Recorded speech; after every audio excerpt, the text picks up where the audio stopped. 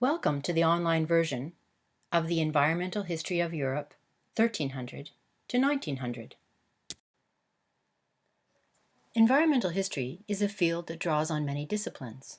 So this course is based in the History department, but it also counts for credit in the BSc in Environmental Sciences and the BES, or the Bachelor of Environmental Studies. It's also an arts elective for students across the university. So let's review the topics we'll cover to give you an idea of the scope of the course. The historical geography of Europe considers how physical geography and climate might affect history. For example, why did so many land battles of Europe in the two world wars occur across the lowlands of northwestern Europe? Why did the Black Death in the mid-1300s spread across Europe from the eastern Mediterranean and then creep season by season to the north? How do human attitudes to nature affect our interactions with the world around us? Europe, from the 1300s to the 1900s, was primarily Judeo-Christian. In Genesis, a part of the Old Testament shared by Jews and Christians, God speaks to Adam and Eve. Be fruitful and multiply, and replenish the earth, and subdue it, and have dominion over the fish of the sea, and over the fowl of the air, and over every living thing that moveth upon the earth. How did Europeans use their perceived position as masters and lords with dominion over all the other creatures? Later, in the 1600s, Europeans began to use more science to control and manipulate the world, creating fountains as we see here by diverting streams, just for pleasure and to create the gardens of the Palace of Versailles in France. How did the growth of science affect our worldview? And finally, what are the possibilities of living as one with nature? An attitude shared by many indigenous peoples. We study the Little Ice Age that affected Europe from the 1300s to the mid-1800s, how it froze the rivers across Europe, and how farmers, gentlemen, and scientists began to create weather instruments and record temperature and air pressure in the 17th century. We study the Black Death that hit Europe in the mid-1300s, probably killing half the population. We compare historical accounts of this plague with scientific evidence from forensic archaeology. From the bones in mass graves of plague victims, we can learn about the cause and spread of this pathogen.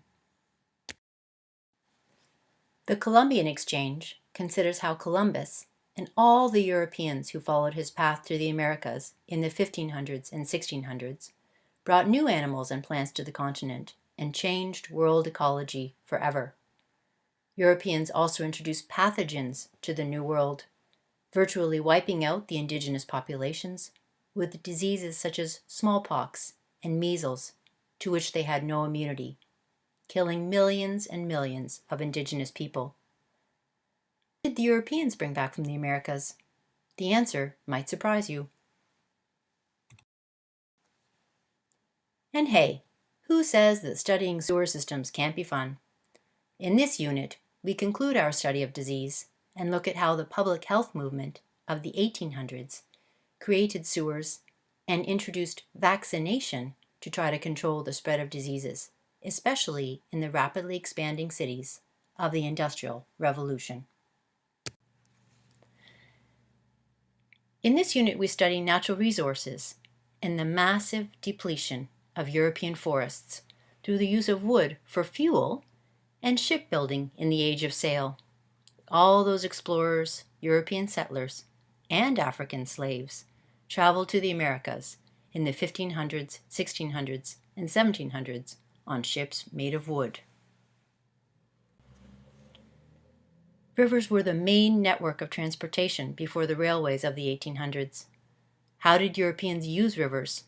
Alter the flow of water, dig canals, adjust the water table, and begin to pollute those rivers on an industrial scale in the 1800s. What were the consequences of industrialization? The migration of millions to the cities of Europe, the scale and pace of production in the factories. Where did all the cotton and wool come from to keep pace with the machines of the textile mills? What happened to the air from the burning of coal at home and in the factories? This painting of a coke-fired blast furnace in the north of England in 1801 became a symbol of the Industrial Revolution. What sources of fuel have Europeans used over the centuries? Wood, peat, coal, water mills, windmills, hydroelectric power, oil and gas.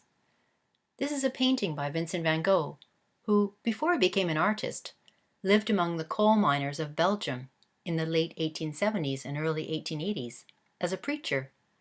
Here he shows the coal miners' wives as beasts of burden carrying coal. How have the energy needs of humans transformed the European landscape? In the 1800s, as industrialization took hold, some Europeans began to become concerned about the effects on the landscape and on public health.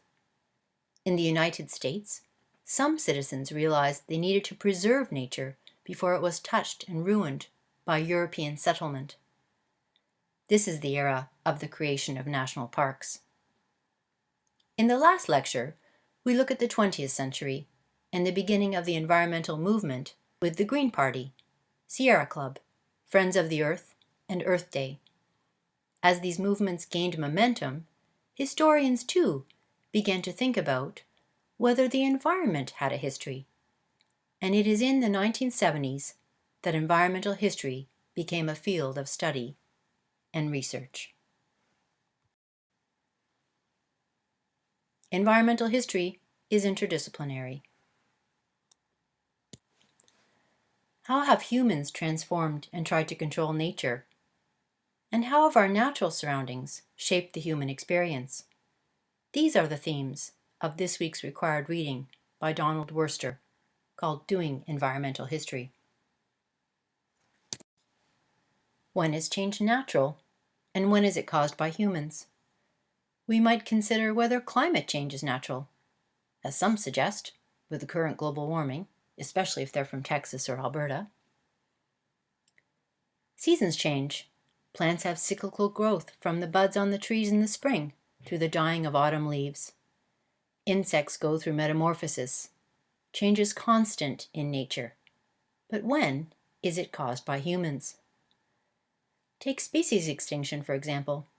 Think of the dinosaur, a natural process of extinction still debated by paleontologists. Humans weren't even around to cause their extinction. But when is extinction caused by humans as predators, hunting, overfishing, or changing the ecosystems through pollution? So there are many examples of natural change on planet Earth. In this course, we focus on the changes experienced and caused by humans in Europe from 1300 to 1900. If you decide this course is for you, then you can start by watching a 10-minute video by Jan Oosthoek called What is Environmental History?